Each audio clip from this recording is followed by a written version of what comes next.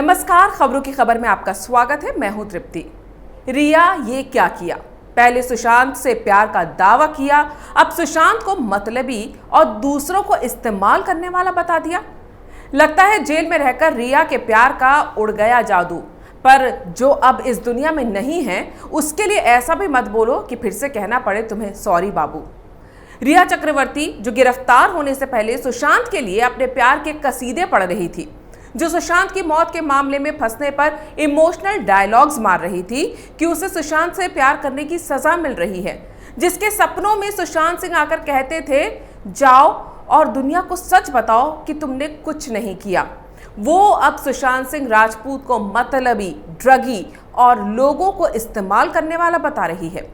Jail से बाहर निकलने के लिए भड़बड़ा रही रिया ने अपनी बेल एप्लीकेशन में सुशांत सिंह राजपूत पर बेहद गंभीर आरोप लगाए हैं। वो ही सुशांत सिंह राजपूत जिनसे रिया चक्रवर्ती प्यार करने का दम भरती थी। रिया 9 सितंबर से जेल में है। उसकी जमानत अर्जी 2 बार खारिज हो चुकी है। अदालत ने उसकी हिरासत 6 अक्टूबर तक के लिए बढ़ा दी है। अब रिया के वकील की तरफ से जो जमानत याचिका अदालत में पेश की गई है वो पढ़कर आपको अंदाजा हो जाएगा कि सुशांत के घर में रहकर उनके पैसों पर ऐश करने वाली रिया के दिल में सुशांत के लिए प्यार नहीं बल्कि नफरत भरी है। खुद को बेकसूर साबित करने के लिए अपनी 47 पन्नों की जमानत याचिका में रिया ने सुशांत पर कई गंभीर आरोप लगाए हैं।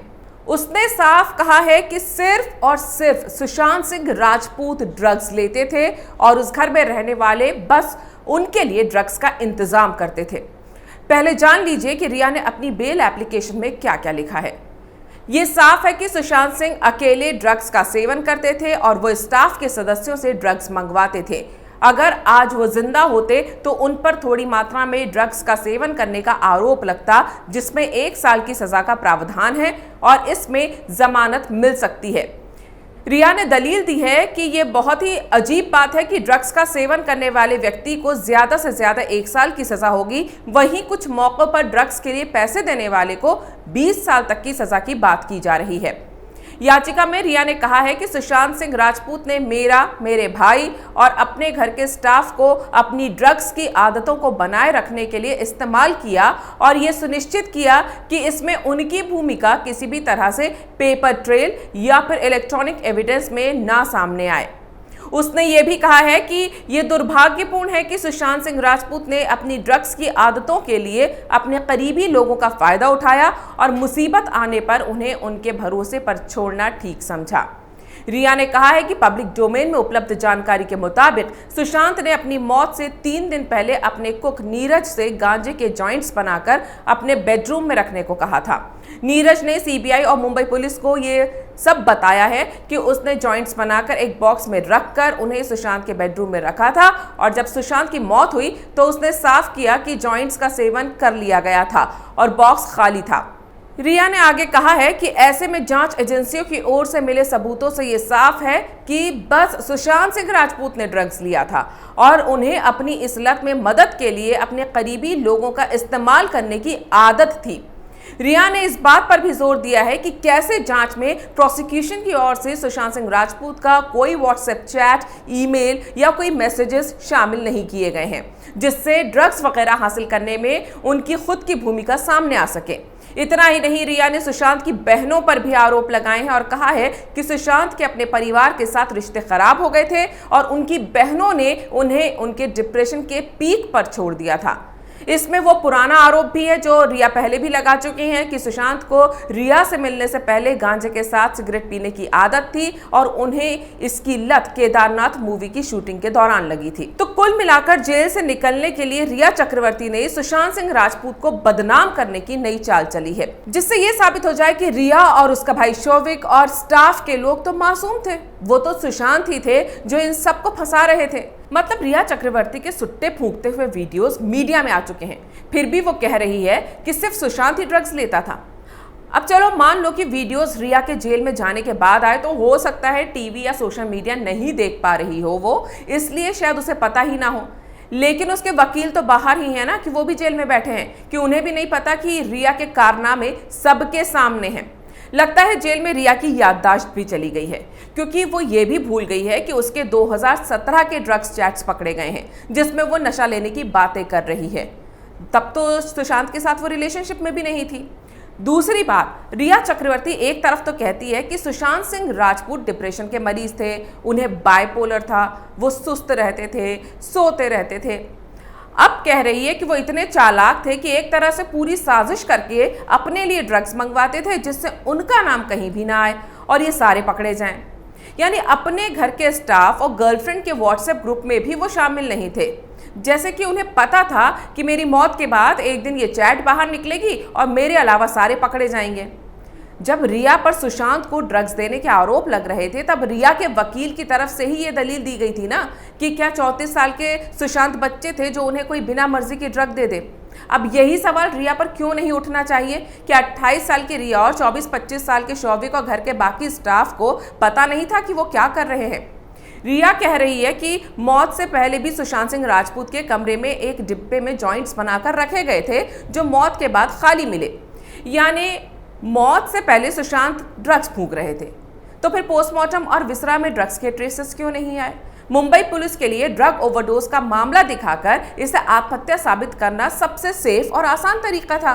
फिर क्यों मुंबई पुलिस ने कोई एफआईआर नहीं की और ड्रग्स की तो बात तक नहीं की, जबकि इस केस के चलते न सिर्फ मुंबई पुलिस बल्कि महाराष्ट्र सरकार की देश ही नहीं बल्कि दुनिया भर में छिछालेदार हुई है। रिया चक्रवर्ती ने अपनी जमानत याचिका में जांच एजेंसियों को भी नहीं छोड़ा। रिया ने अपनी जमानत याचिका में यह भी कहा है कि उस पर ऐसा कोई आरोप नहीं है जो गैर जमानती है।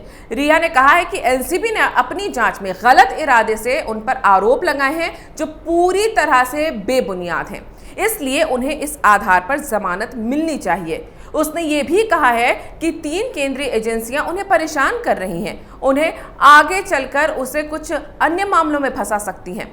उसका यह भी कहना है कि पुलिस, सीबीआई और ईडी को उसके खिलाफ कुछ भी नहीं मिला है और एनसीबी केवल ईडी की दी हुई जानकारी के आधार पर काम कर रही है और उसे गिरफ्तार लोगों के पास बहुत कम मात्रा में नशीले पदार्थ मिले हैं जिसमें कि जमानत मिल सकती है।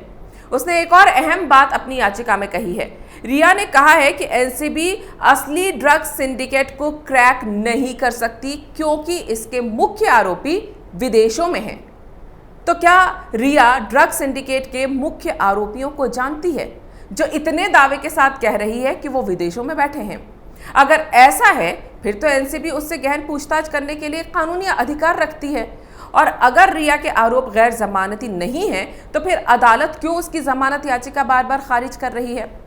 अब रिया कहीं ये ना कह दे कि अदालत भी उसके खिलाफ काम कर रही है, क्योंकि देश की अदालतें परसेप्शन के आधार पर नहीं चलती, सबूतों और दलीलों के आधार पर काम करती हैं। कुल मिलाकर अपनी इस लंबी चौड़ी जमानत याचिका में रिया चक्रवर्ती की तरफ से सुशांत सिंह राजपूत, उनके परिवार, देश की सबसे बड़ी तीनों जांच एजेंसियां ईडी, एनसीबी और सीबीआई से लेकर कानून व्यवस्था सब गलत हैं, क्योंकि सत्यवादी हरिश्चंद्र तो सिर्फ रिया चक्रवर्ती हैं जो शुरू से लेकर अब तक हर बार सबूतों के साथ झूठ बोलती पकड़ी गई हैं। चाहे वो खुद के ड्रग्स लेने की बात हो, सुशांत के घर छोड़ने का मुद्दा हो, सुशांत की बीमारी को लेकर कहानियां हो या फिर सुशांत के पैसों को लेकर रिया की भूमिका, हर जगह रिया ने जो बोला कहानी उससे उल्टी ही निकली। अब इससे पहले कि #I support रिया गैंग मुझ पर विच हंट या मीडिया ट्रायल के आरोप लगाएं, मैं ये साफ कर दूं कि रिया की तरफ से सारी बातें उसकी जमानत याचिका में लिखी गई हैं जो कोर्ट में पेश की जा रही है। रिया चक्रवर्ती तो अपने वकीलों और फ्रेंडली मीडिया के सहारे खुद की सफाई दे रही है जिस पर अदालत विचार भी करेगी, लेकिन वो उन सुशांत सिंह राजपूत पर आरोप लगा रही है जो अपनी सफाई देने के लिए है ही नहीं। रिया भले ही कह रही है कि सुशांत सिंह राजपूत जिंदा होते तो वो भी जेल में होते, लेकिन सच यही है कि सुशांत सिंह राजपूत जिंदा नहीं है। और सवाल ये नहीं है कि वो होते तो कहाँ होते, सवाल ये है कि वो जिंदा क्यों नहीं है, उनकी मौत कैसे हुई, उनकी मौत के लिए कौन जिम्मेदार है।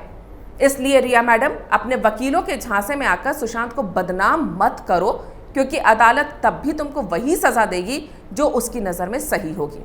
सत्यमेव जयते। अगर आपको ये वीडियो पसंद आया है तो इसे लाइक करें, शेयर करें और कैपिटल टीवी को सब्सक्राइब करें।